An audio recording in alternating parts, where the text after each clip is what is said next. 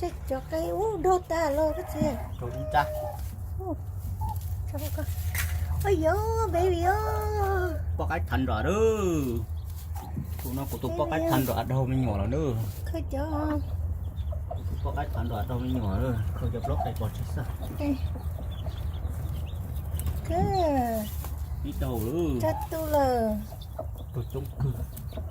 Rồi tôi o chuối cho blow tôi gì tôi nữa. Chùa blow lúc đây.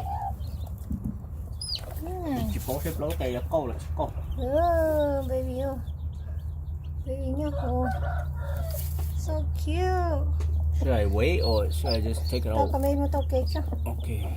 just hatch today Yeah, just has today. Có cái thành rồi đó. Đâu mới nhỏ nữa. cho mình nhọc cái phần man đó sai đỡ đủ Lâu rồi lâu phân má nữa. cho mới chơi trong hình ra dạng cả Chạy đỡ here. Người chụp lâu lúc cái xưa đó là gì tu rồi nữa. Thực ra cũng xong nó ra cũng là kỳ của to thôi tôi ra. hay có thể cả lúa dày xía Tao mi ở trong. tôi xem nó sẽ lúa dày đâu họ á xưa ấy đâu cho nó mua xía nó đâu kia Tuy. tôi bỏ nó lấy tùy tù xưa còn nó Dù mà bé tụi anh trơn rồi tụi con nó chọn nào.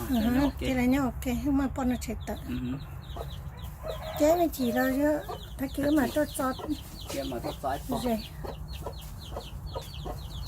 từ chỗ tụi nó chỉ tụi nó mới cho tụi ấy nhá hồ đây đi à Nhưng mà cậu ít lúc. lúc cây á chỗ tụi họ nói ha tụi nó mới còn lúc cây hết she looks like dead she looks like dead she's not moving she okay oh yeah she just sit there